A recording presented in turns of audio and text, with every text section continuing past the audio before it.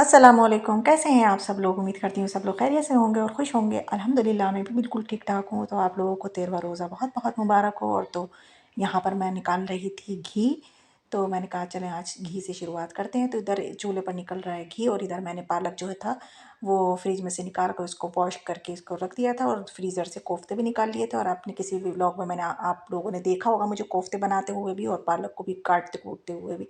तो यहाँ पर मुझे गूँदना है आटा भी, तो मैंने आटे के लिए भी थोड़ा बहुत नमक डाल कर रख दिया था। इधर हस्बैंड लेकर आए थे थोड़ा बहुत फ्रूट, तो मैंने कहा लाएँ इसको भी मैं बास्केट में डाल कर रख देती हूँ, क्योंकि ये छोटे काम हो या बड़े काम हो करना हमें ही है।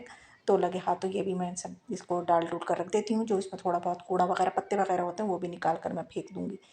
लेकिन मुझे आज हस्बैंड ले तो आए थे फ्रूट्स, लेकिन मैंने आज सोच ही लिया था कि आज मैं बिल्कुल फ्रूट चाट नहीं बनाऊँगी, क्योंकि आज थोड़ा डिफरेंट करने का इरादा है मेरा कि आज सिर्फ़ पपाया ही कट करूँगी।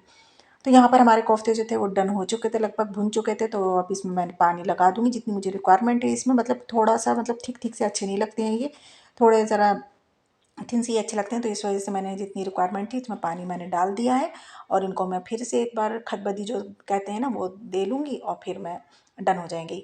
अच्छा, बहुत से लोग यहाँ पर ये कहेंगे कि आप लोग 4 लोग हैं तो 4 ही कोफ्ते बनाएँ। तो हाँ जी, जितनी हमें ज़रूरत होती है हम उतना ही बनाते हैं, हम रिज़्क़ की बर्बादी नहीं करते हैं। तो जितनी ज़रूरत हो उतना ही बनाना चाहिए, तो हमें जितनी ज़रूरत थी हमने उतना ही बना लिया है। तो यहाँ पर ये अब शाम का टाइम है, तो यहाँ पर अब बन रहा था शॉर्ट्स। तो यहाँ पर सारी चीज़ें मैंने लगा दी थी शॉर्ट्स बनाने के लिए। और देखिए मैंने आपसे कहा था मैंने पपाया कट करूँगी, तो मैंने सिर्फ पपाया ही कट करा था। तो हमारी इफ्तियार में आज ज़्यादा कुछ नहीं था अल्हम्दुलिल्लाह, फिर भी बहुत कुछ था।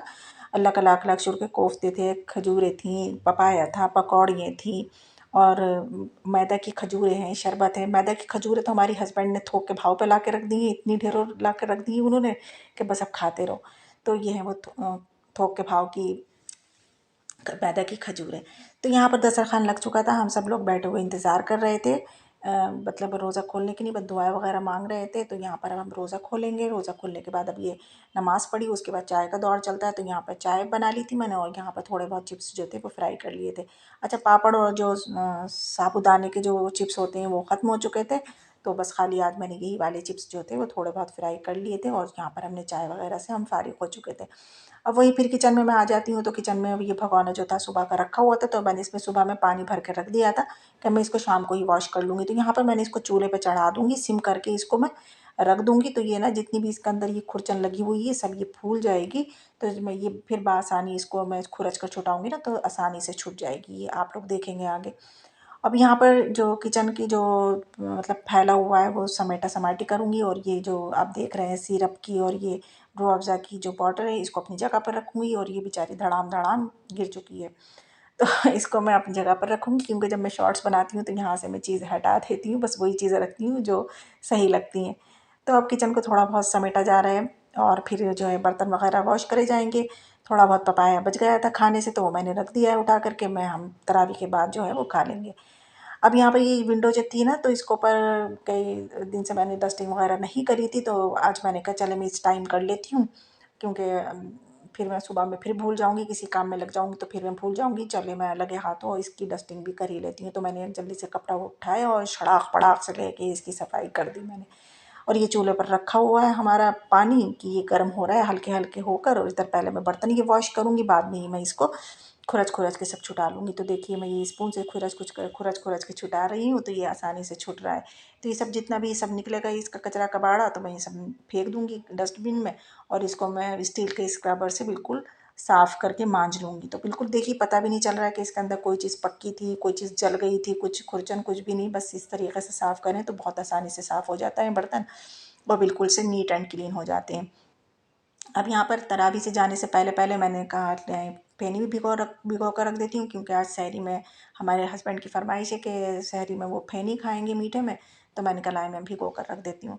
तो बस वही है कि मैं और हस्बैंड ही खाएँगे, आज तो बेटी भी नहीं रखेंगे रोज़ा, बस 2 लोगों के लिए मैंने बस इतनी थोड़ी-सी लेकर भिगो दूँगी। इसमें थोड़ा-सा पानी डाल दिया, जो जितना मुझे तोड़ना था उतना तोड़ लिया और जितनी मुझे शक्कर डालना थी मैंने डाल दिया। अभी तो मैंने कम ही डाली है और फिर बाद में मैं चक्कर फिर बाद में और डाल दूँगी। अगर मुझे वैसे कमी थी तो फिर मैंने बाद में दूध के साथ और डाल दी थी।